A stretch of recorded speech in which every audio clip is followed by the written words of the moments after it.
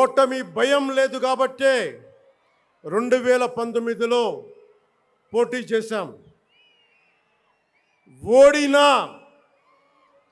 ఓడినా అడుగు ముందుకే వేశాం. మనం నిలబడ్డాం, పార్టీని నిలబెట్టాం. మనం నిలదొక్కుకున్నాం. మనం నిలదొక్కుకోవటమే కాకుండా 4 దశాబ్దాల టీడీపీ పార్టీని కూడా నిలబెట్టాం. మనం ఓడినప్పుడు 2019లో మీసాలు మెలేశారు, జబ్బలు చరిచారు, తొడలు కొట్టారు, మన ఆడపడుచుల్ని అవమానించారు, ప్రజల్ని నిరంతరం హింసించారు. ఇదే న్యాయం అని మన నాయకులు, మన జన సైనికులు, మన వీర మహిళలు అందరూ అడిగితే, గొంతెత్తితే వారిపైన కేసులు పెట్టారు, జైళ్ళల్లో పెట్టారు, నిర్బంధంలో తోశారు. 4 దశాబ్దాల సుదీర్ఘ రాజకీయ అనుభవం ఉన్న నాయకుడిని అక్రమ కేసుల్లో బంధించారు. వారి తెలుగుదేశం పార్టీ కార్యకర్తల్ని, సీనియర్ నాయకుల్ని రోడ్డు మీదకి రావాలంటే భయపడేలా చేశారు. ఇక నాలాంటి వాణ్ణి తిట్టని తిట్టు లేదు, పాల్ చేయని అవమానం లేదు, చేయని కుట్ర లేదు, వేయని కుతంత్రం లేదు. ఈ ఎన్నికల్లో అసెంబ్లీ గేటును కూడా తాకలేవు అని మనల్ని ఛాలెంజ్ చేసి సరిచిన ఆ తొడల్ని బద్దలు కొట్టాం. ఏం చేశాం? బద్దలు కొట్టాం.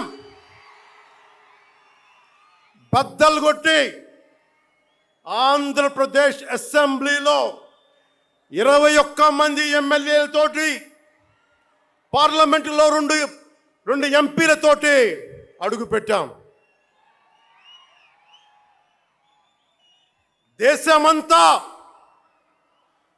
దేశమంతా తల తిప్పి తిరిగి చూసేలా 100% స్ట్రైక్ రేట్తో ఘన విజయం సాధించాం. ఎన్డీఏ కూటమి ప్రభుత్వాన్ని నిలబెట్టాం. ఈరోజు జయకేతనం ఎగరేస్తున్నాం.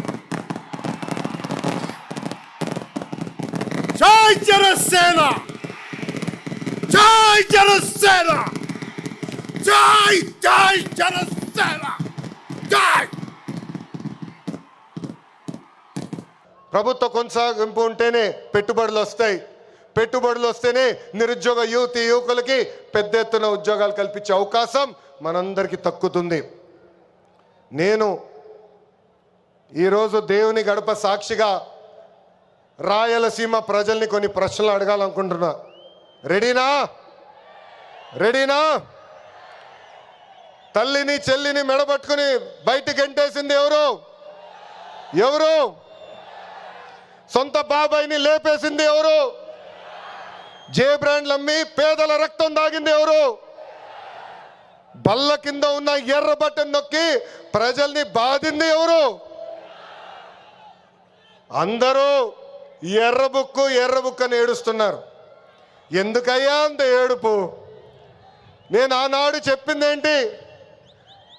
ఎవరైతే చట్టాన్ని ఉల్లంఘించి ప్రజల్ని, కార్యకర్తలు ఇబ్బంది పెట్టారో చట్టపరంగా వాళ్ళపైన యాక్షన్ తీసుకుంటానని నేను చెప్పా. ఈరోజు ఎర్ర బుక్ కాదు కదా, ఎర్ర రంగు చూస్తేనే వణికిపోయే పరిస్థితి వస్తుంది. ఎర్ర బుక్ అంటే ఒకడికి గుండుపోటు వచ్చింది. ఎర్ర బుక్ అంటేనే ఒకడు బాత్రూంలో కాలు జారి చెయ్యి ఎర్రగొట్టుకున్నాడు. ఇంకొకడు ఏమయ్యాడో మీ అందరికీ తెలుసు. అర్థమైందా రాజా?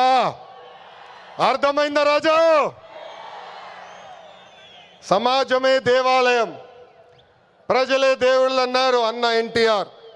అందుకే మనం 6 శాసనాలు ప్రకటించాం. తెలుగు జాతి విశ్వఖ్యాతి, స్త్రీ శక్తి, యువగలం, పేదల సేవల్లో సోషల్ రీఇంజనీరింగ్, అన్నదాతకు అండగా కార్యకర్తలే అధినేత. పాలిట్ బ్యూరో సభ్యుల దగ్గర నుంచి, వేదికమైన పెద్దల దగ్గర నుంచి, ఇక్కడున్న కార్యకర్తల వరకు ఈ 6 శాసనాలు మన శ్వాసగా బతకాలని ఈ సభాముఖంగా మిమ్మల్ని అందరినీ కోరుకుంటూ, మనకి ప్రజలు ముఖ్యం, వాళ్ళ ఆనందం, వాళ్ళ సంతోషం ముఖ్యం. అహర్నిశలు కష్టపడాలా, వాళ్ళకి అందుబాటులో ఉండాలా. తిరిగి 2029లో మళ్ళీ కూటమి ప్రభుత్వాన్ని గెలిపించాలని ఈ సభాముఖంగా కార్యకర్తలందరూ తెలుపుకుంటూ, ఎప్పుడు మా ఇంటి తలుపు మీకోసం తెరుచుంటాయి. నేను మొన్నే చెప్పా, గ్రామ పార్టీలో ఏమైనా సమస్య ఉంటే మండల్ పార్టీని కలవాలి, మండల్ పార్టీలో సమస్య ఉంటే నియోజకవర్గ కమిటీని కలవాలి, వాళ్ళకి సమస్య ఉంటే ఏకంగా జిల్లా కమిటీ కలవాలి. వాళ్ళకు కూడా సమస్య పరిష్కారం కాకపోతే ఎప్పుడు నవ్వుతున్నాం మన అధ్యక్షుల వారు పల్లా శ్రీనివాస్ గారిని కలవాలి. ఆయన వల్ల కూడా అయిపోతే మీ లోకేష్ మీకు అండగా నిలబడతారు, మీ సమస్య పరిష్కరించే బాధ్యత నేను తీసుకుంటానని పసుపు సైన్యానికి ఈ సభాముఖంగా నేను హామీ ఇస్తూ